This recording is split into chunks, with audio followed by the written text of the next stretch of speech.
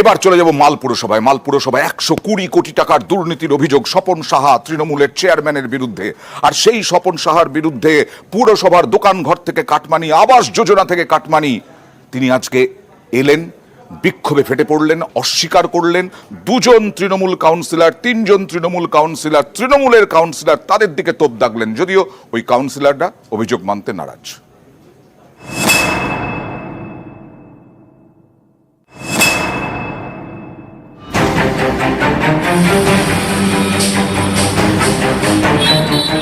কোটি কোটি টাকার দুর্নীতির অভিযোগ, অনির্দিষ্টকালের জন্য মালবাজারের পুরপ্রধানকে সাসপেন্ড করেছে তৃণমূল। গত কয়েকদিন ধরেই তার বিরুদ্ধে ওঠা নানা অভিযোগ নিয়ে জল্পনা চলছিল। শেষমেশ মঙ্গলবার বহিষ্কার করা হয় স্বপন সাহাকে। পরের দিনই দলের 2 কাউন্সিলরের দিকে আঙুল তুললেন স্বপন। তার অভিযোগ, ক্ষমতার লোভে বিজেপির সঙ্গে হাত মিলিয়েছে ওই 2 তৃণমূল কাউন্সিলর। এই 2 জন কাউন্সিলর পুলিন গোলদার, অজয় লোহার 21 সনেও এরা বিভিন্ন ভাবে দলকে মেলাইন করার চেষ্টা, ভোটে হারানোর চেষ্টা সব রকম করেছেন। আবাস যোজনার টাকা তছরূপ, মার্কেটের দোকান বন্টন থেকে শুরু করে অবৈধ নির্মাণে ছাড়পত্র দেওয়া, একাধিক অভিযোগ স্বপন সাহার বিরুদ্ধে। হাইকোর্টে জনস্বার্থ মামলাও করেন আইনজীবী সুমন শিকদার। মূলত 5টি বিষয়ে অভিযোগ দায়ের করেন আদালতে। সুমন শিকদারের দাবি, মালবাজার পুরসভার বাইরের লোককেও আবাসের ঘর পাইয়ে দেওয়া হয়েছে। নির্দিষ্ট অঙ্কের চেয়ে বেশি টাকা ফেলা হয়েছে উপভোক্তাদের অ্যাকাউন্টে। পরে সেই টাকা আত্মসাৎ করা হয়। নিয়ম বহির্ভূতভাবে পুরসভার দোকানঘর বন্টন করা হয়েছে। দোকানঘর বন্টন করে টাকা তোলা হয়েছে। স্ট্রিট লাইটের বেশি দাম দেখানো হয়েছে। সরকারি জমি বিক্রি করে দেওয়া হয়েছে। সৌন্দর্যায়নের নামে অবৈধভাবে টেন্ডার ডাকা হয়েছে। প্রধানমন্ত্রী আবাস যোজনা বড় মাপের আমি আর্থিক কেলেঙ্কারি দেখতে পাচ্ছি, যে গরিব লোকের বাড়ি না দিয়ে তাদেরকে ঠকিয়ে নিয়ে মালবাজার নিবাসী না, এরকম অনেক বহু লোককে টাকা প্রদান করা হয়ে গেছে। 3,43,000 যেটা হচ্ছে গভর্নমেন্ট থেকে বেনিফিশিয়ারিদেরকে দেওয়া হয়, তার থেকে অধিক মূল্যের টাকা ব্যাংক অ্যাকাউন্টে তারা প্রদান করেছেন। তারা বেনিফিশিয়ারিদেরকে চাপ দিয়ে নিয়ে সেই টাকা উঠিয়ে নিয়েছেন বাই ক্যাশ। সব মিলিয়ে 120 কোটি টাকার দুর্নীতির অভিযোগ। মঙ্গলবারই স্বপন সাহাকে সাসপেন্ড করে দল। বুধবার স্বপনের চোখে জল। পদত্যাগ করবেন বলে জানিয়ে নিশানা করেন দলের 2 কাউন্সিলর পুলিন গোলদার ও অজয় লোহারকে।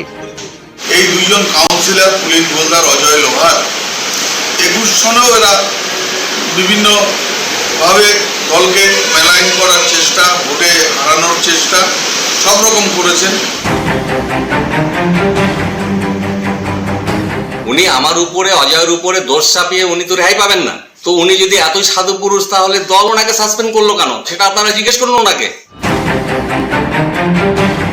দুর্নীতির অভিযোগ খতিয়ে দেখতে বুধবার মালবাজার পুরসভায় যায় নগর উন্নয়ন দপ্তরের প্রতিনিধি দল। মালবাজার থেকে রকি চৌধুরী, নিউজ 18 বাংলা। আজকে আরজি করে থ্রেট কালচারের বিরুদ্ধে আবার বিক্ষোভ। জুনিয়র ডাক্তারদের কেন? 12 জন থ্রেট কালচারে অভিযুক্ত, অভ্যন্তরীণ তদন্তে তাদেরকে ডাকা হয়েছিল। তাদেরকে দেখা মাত্রই আবার স্লোগানে স্লোগানে উত্তাল হলো আরজি করের ভেতরে। থ্রেট কালচার নিয়ে অভিযুক্তদের দেখেই বিক্ষোভ, স্লোগান।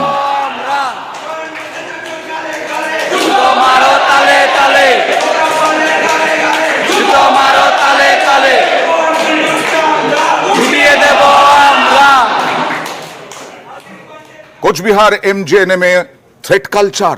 কোচবিহারে MJNM অর্থাৎ মেডিকেল কলেজে, সেখানেও থ্রেট কালচারের অভিযোগ। BOMH দীপায়ন বসুর হাসপাতালে ঢোকায় নিষেধাজ্ঞা। BOMH-এর হাসপাতালে ঢোকায় নিষেধাজ্ঞা। চিকিৎসক সংবেদ ভৌমিকের ওপরেও নিষেধাজ্ঞা জারি। নিষেধাজ্ঞার সিদ্ধান্ত MGN মেডিকেল কাউন্সিলের।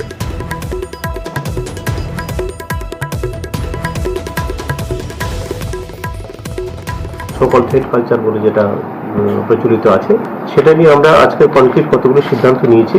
এই যে স্টুডেন্ট এখানে আছে তাদের একটা গ্রুপ, তাদেরকে প্রমোট করে বাইরে থেকে কিছু স্টুডেন্ট, তার মধ্যে আমরা 2 জনের নাম পেয়েছি। যেহেতু ওরা আমাদের কোনো কলেজের সঙ্গে যুক্ত নয়, ফলে তারা কোনো পারমিশন ছাড়া এই কলেজ ক্যাম্পাসে ঢুকবে না, এরকম একটা সিদ্ধান্ত আমরা নিয়েছি। IMA থেকে সাসপেন্ডেড সন্দীপ ঘনিষ্ঠ সুশান্ত রায় আজকে তলব করে পেয়েছিলেন সিবিআই আসতে। সিজিওতে হাজিরা দিলেন। প্রায় 5 ঘন্টা তাকে জিজ্ঞাসাবাদ করা হলো। 9 অগস্ট যেদিন দেহ উদ্ধার হয় সেদিন কেন আরজি করে গিয়েছিলেন সুশান্ত রায়? এই নিয়ে সুশান্ত রায়ের বিরুদ্ধে অভিযোগ, থ্রেট কালচারের মাথা তিনি, এরকমটাই অভিযোগ। হাসপাতালে সুশান্ত কি করছিলেন জানতে চাওয়া হয় মিটিং, এবং হাসপাতালে সুশান্ত কি করছিলেন জানতে চাওয়া হয় সেমিনার হল থেকে তথ্য লোপাটের অভিযোগ সুশান্তর বিরুদ্ধে।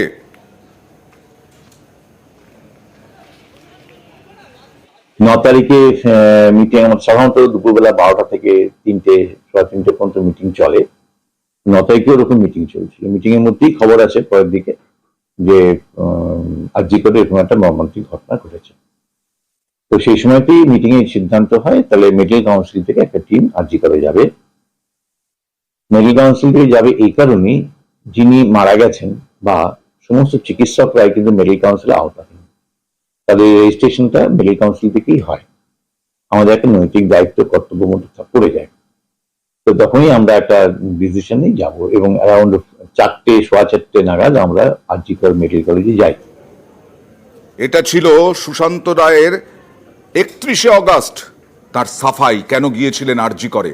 আর আজকে সিবিআই গিয়ে কি বললেন তা তো পরবর্তী সময়ে আমরা হয়তো জানতে পারবো। আর এই সুশান্ত রায়ের বিরুদ্ধে অভিযোগ, জলপাইগুড়ি আইএম এর যে অফিস, সেই অফিসের চাবি দিয়ে, তালা দিয়ে চাবিটা নিজের কাছে রেখে দিয়েছেন। তাই কালকে মিটিং করতে পারেননি আইএম এর সদস্যরা। শুধু তাই নয়, তাদেরকে স্টুডেন্টস হেলথ হোমে মিটিং করতে হয়।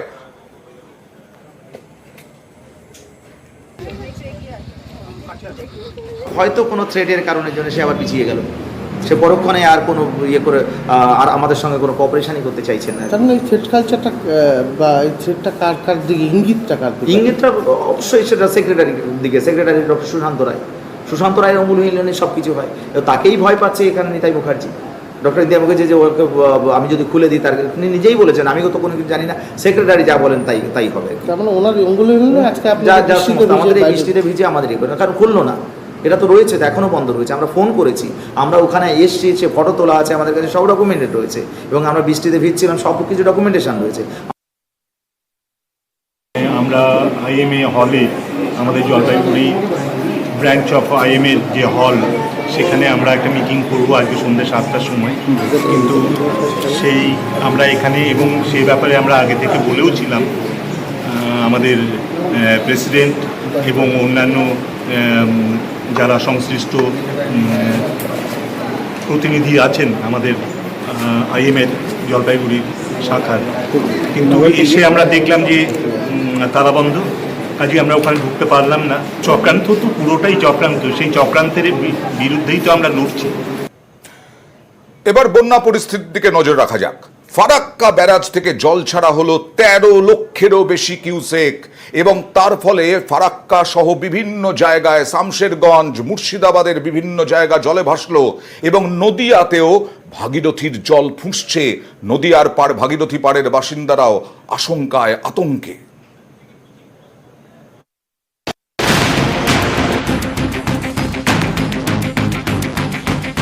ঝাড়খণ্ডে ভারী বৃষ্টি, কয়েকদিন আগে ডিভিসি ছাড়া জলে ভাসে দক্ষিণবঙ্গের বিস্তীর্ণ এলাকা। এবার ফারাক্কা ব্যারাজ জল ছাড়ায় বিপত্তি। বুধবার 13,50,000 কিউসেক জল ছাড়ে ফারাক্কা ব্যারাজ কর্তৃপক্ষ। এর জেরে মুর্শিদাবাদে ফুঁসছে গঙ্গা।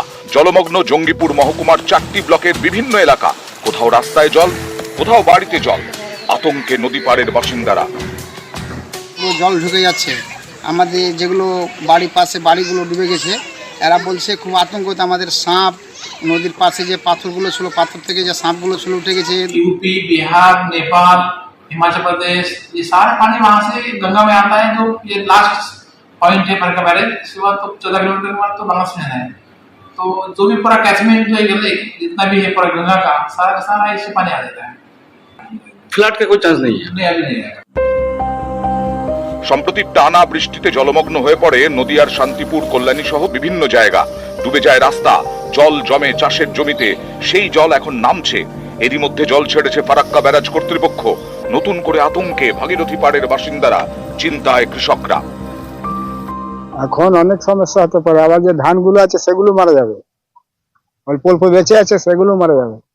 ভয় এখনো অনেক আছে, আবার নতুন করে ধান ফসল সব নষ্ট হয়ে যাবে। কল্যাণীর কাঁচরাপাড়া গ্রাম পঞ্চায়েত কয়েকদিন আগে বৃষ্টিতে এখানকার চর যাত্রা সিদ্ধি ও চর যদুবাটির মাঝে কাঠের সেতু ভেঙে যায়। তারপর থেকে নৌকোয় পারাপার, ফারাক্কা বেড়ার জল ছাড়ায় উদ্বেগে এখানকার বাসিন্দারাও। কাঠের বৃষ্টি তো একদম আমাদের যোগাযোগ কল্যাণী যোগাযোগ ব্যবস্থা একটাই ছিল, সেটা হলো কাঠের সেতু। আমাদের ওটাও পুরো মাঝখান দিয়ে ভেঙে দুটুকরো হয়ে গেছে, যোগাযোগ ব্যবস্থাটা এখন বন্ধ আছে। আর আবার যদি নতুন করে এরকম হয় তাহলে তো আর কোথাকার থাকার মতো পরিস্থিতি থাকবে না। আমাদের ভাগীরথীতে যে ওয়াটার লেভেল আছে সেটা ডেঞ্জার লেভেলটা টাচ করেছিল, তখন কিন্তু জেলা প্রশাসনের হিসাবে আমরা প্রস্তুত ছিলাম। নবদ্বীপে কিছু যে গ্রুয়েল কিচেন এবং কিছু যে ছোটোখাটো রিলিফ মেটেরিয়াল আছে সেগুলো আমরা প্রোভাইড করেছি। ফার্দার যদি কোনো রকম এরকম সিচুয়েশন যদি অ্যারাইজ করে সেটার জন্য আমরা প্রস্তুত আছি। নিউজ 18 বাংলা।